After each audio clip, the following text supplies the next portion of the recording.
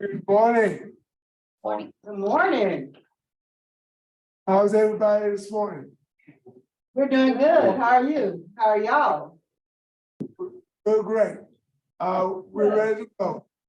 The Committee on Parole is called to order. Time is 8:32 a.m. Today is May 10th, 2023.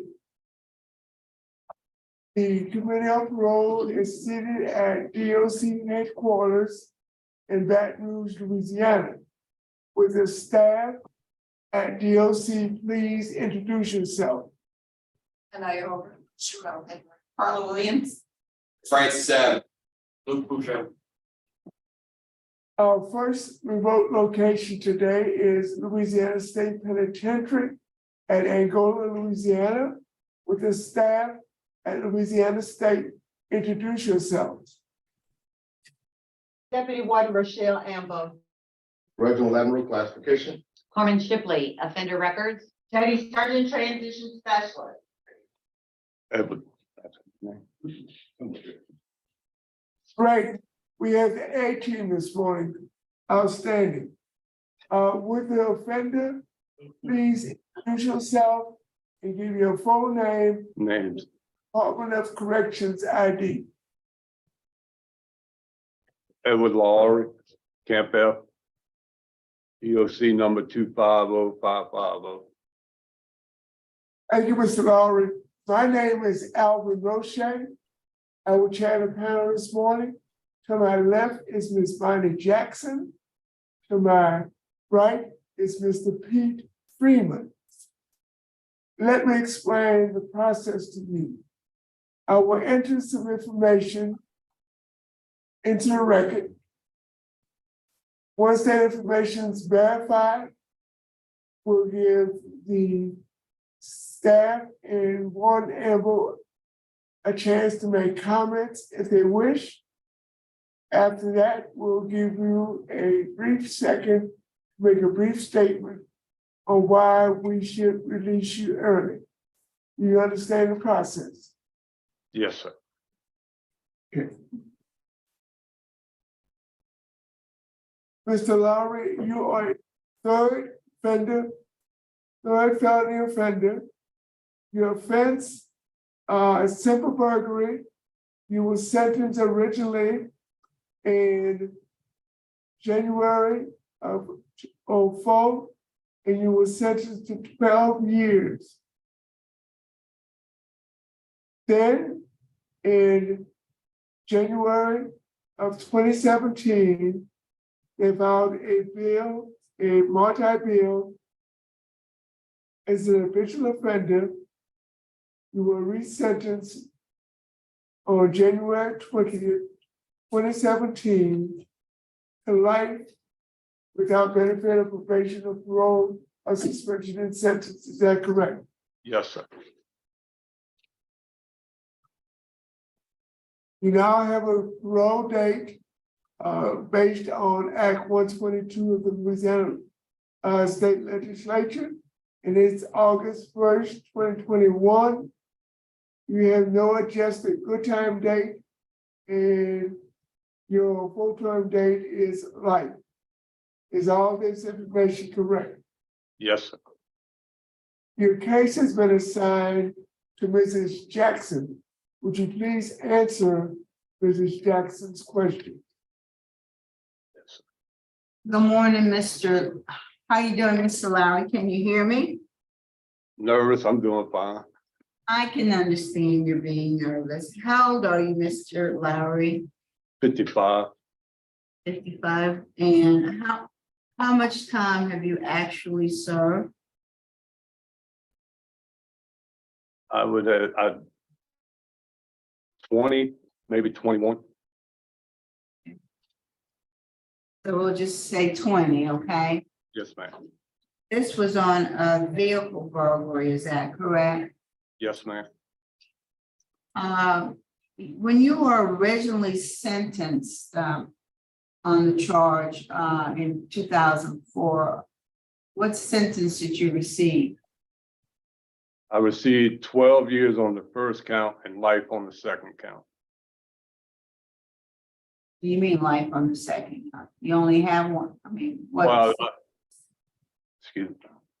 Well, the way that St. Tammany had sentenced me to 12 and run a concurrent with the life sentence as a habitual offender. Well, when did you get to be a habitual offender? 2004, I believe it was, or 17. But you only, I'm showing you only have one burglary conviction. You originally got 12 years. And then in 2017, they came back and treated you as a habitual offender. Yes, sir. Okay. Yes, ma'am. Yes, ma'am. So you only have one burglary. Oh, yes, ma'am. So how much time had you served on that burglary in 2017 before they upped your sentence? How much time had you served? Altogether, I've done 20 on that same charge. Okay, don't worry. Don't worry. I'm sorry. Well, you don't have two charges. You got two sentences on the same charge. I think you were originally sentenced to 12 years. Is that correct? Yes, ma'am. I'm confused because, What's confusing you? Help me understand what's confusing you. well, when I went to court, I had two counts. They sentenced me to 12 years on the first count, and then they multi-billed me on the second count. I mean, unless I see. He does have two charges, They're the same number. They're the same number. really, because one of them is at a boat launch or something, and one of them is in a parking lot.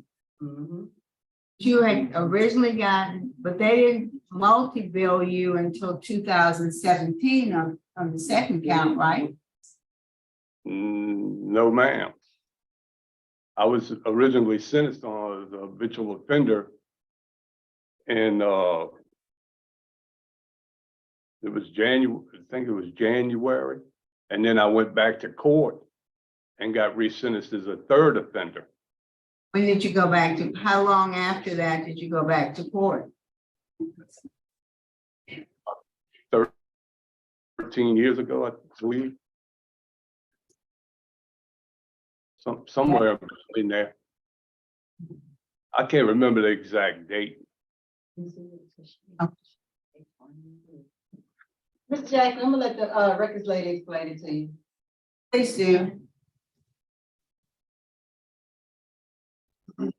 Okay, Ms. Jackson, originally, he is sentenced under 2 counts of simple burglary under docket 354193, and that was in 04. Mhm. Then they came back in 2017 on count 1. They separated count 1 under the same docket and multi-billed him to life under count 1 and left count 2 with the 12 years from 04. Right, so he had been in prison 13 years before they came back and treated him as a habitual offender, is that correct? Yes, ma'am. So. Okay, all right, okay. Well, so, Mr. Lowery, you were committing vehicle burglaries, is that right? Breaking in people's cars? Yes, ma'am. What was causing you to break into people's cars? Why were you doing that? I believe I had a substance abuse at the time. What kind of drugs were you on? Cocaine. And how long had you been addicted to cocaine? Oh, for about 25 years, 30 years. So how old were you when you first started using cocaine? 25. About 25 or 28, something like that. I can't remember exactly. Do you have any kind of learning disability? Not that I'm aware of, I believe. Did you graduate from high school? No, ma'am. How far did you go in high school? I went to the 7th grade in junior high. Okay, and why did you drop out? To be honest, I really don't know.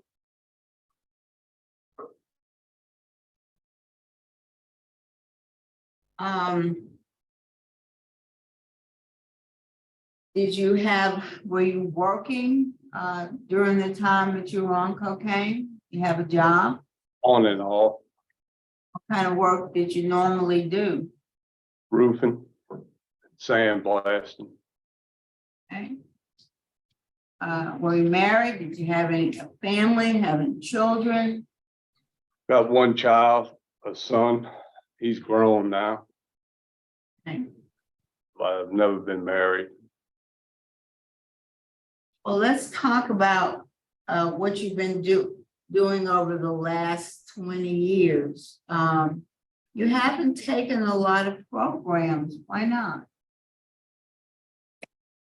Well, when I was sentenced under the Act 138 at the time, and I know that's not an excuse.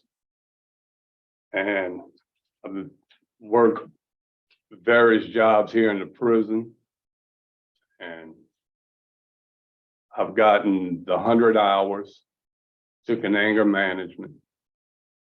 The 100 hours, they haven't gave me the certificate yet, but they didn't have any available. And a competency certificate for work. But you haven't taken any kind of substance abuse treatment, right? No, ma'am, I was waiting to get in a class for that, but I haven't been eligible to get in one yet. Is it because of your sentence? Ma'am? Is it I could, because of what section of class were you trying to get into? the one for the, well, just one period, it doesn't, I mean, it one that helps me the best, really, living in balance. And your job is a farm animal worker? I work at a Camp J now. Okay, how long have you been, what do you do at Camp J? I work in the tool shed and I keep up the grass and paint and whatever they ask. And I see you have only had one write-up, and that was in 2005. Yes, ma'am. And that was for a contraband. You have any memory of what that was about? No, ma'am, not the contraband. Only thing I remember is the one write-up I had was for, they sent me down to go clean and with a water hose, and I GI'd the building and they wet the camera system up. That's the only write-up I recall having. Okay. You have any I know you mentioned your son. Do you have any family that would help you if you were to be released? I was trying to go through the parole project to try to get into a transitional housing because I do not have anybody on the outside. I've lost contact with everybody since I've been incarcerated. What kind of job do you think you can have on the outside? Roofing, painting, sandblasting, weed eating, whatever it requires me to do what I'm supposed to do in society. Warren Mo, any information you can give us about Mr. Lowery? Yes, Mr. Lowery, he's in T4C. Thank you for a change. He started that class in February, so he shouldn't have too much longer to finish that. And he's on the waiting list for living in balance. His tiger is low, and only one DB report, and that was for aggravated disobedience and property destruction. Okay. Okay, it was, I've had one DB, not DB for a rule one. Okay. So they wrote one DB report, but they had two different infractions on it. They had a 5 and 17. And when I wrote down DB, I put one, meaning he only had one. But then when I looked at it, I thought it was a rule one, but it wasn't a rule. So that was Okay. one. All right. All right, that's all I have, Mr. Rushing. Thank you, Ms. Jackson. Mr. Lowry, Yes, sir. have you formally contacted the Louisiana Pro Project? I was given the address and, from an attorney, and when I wrote them, she had applied me with the wrong address, and I received the letter back. So I had sent the letter with a friend from up here when the Pro Project was up here, and he had gave them the letter. And I believe Ms. Barton was supposed to contact them for me. Now, if you were to be released in the near future, do you have a transition plan? Do you have a place to live? At this time, I do not. I'm trying to get that established with the Parole Project. And I Chairman haven't, Roche, excuse me. We just got a text from Andrew Huntley saying that he would take him if he's granted. That's correct. Yes, Okay, that's what I needed to hear. yes, sir.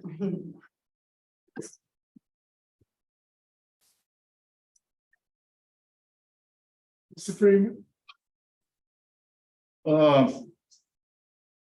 Lowery, did you ever try to take your GED while you've been incarcerated? no, sir. So I you didn't know never- what. Sir, he took the D-level TAPE test on 7/24/2012, but he did not enroll in education services afterwards. So he has no other educational history. Okay, thank you, Warden. Welcome. Mr. Lowry, Yes, sir. would you like to make a brief statement and tell us why we should release you early? Yes, sir, because I believe I could be a productive person out in society. And not commit any more crimes or hurt anybody else's vehicles or victims or anything like that. And do the best I can with what I can out there by working. Yes, sir. Is the panel ready to vote? Yeah. All right, Mr. Lowry, you've served an awful long time, an awfully long time. You had a good institutional record, you're a good worker. You got fair because you didn't have any enough programs. You've only had one write-up, and that was in 2005. So my vote today would be to grant conditionally upon completion of a long-term substance abuse treatment program. Since you've never really had any substance abuse treatment, I think you need to have that under your belt before your release. And also conditionally upon acceptance by the Parole Project of your case, so that they can work with you to find transitional housing and help you reintegrate into. My vote is to grant conditionally, complete a long-term substance abuse program, be accepted by the Parole Project. Thank you, Mrs. Jackson. Mr. Freeman? Mr. Lowry, I agree with Ms. Jackson. You have served an extraordinary amount of time for 2 car burglaries. You have done well over there as far as discipline. I wish you had a little bit more classes. But I also vote to grant conditionally on you completing that substance abuse program and being accepted into the Parole Project. Thank you. Mr. Lowry? Yes, sir. It looks like you might get some relief this morning and get the much needed help you need with your substance abuse issues. Yes, sir. My vote is the same. To grant conditionally upon completing a long-term substance abuse program. There are many programs, but we're gonna leave it up to DOC to pick the right one for you. And then the other condition is acceptance in the Louisiana Parole Projects Program. Conditions after release. We have a curfew from 9 p.m. to 6 a.m. You must attend at least 3 NAAA meetings a week. And you have to follow all recommendations of the substance abuse treatment program that you're going to complete before release. Do you understand the conditions? Yes, sir. Your early release has been granted. You have a good day. Thank you.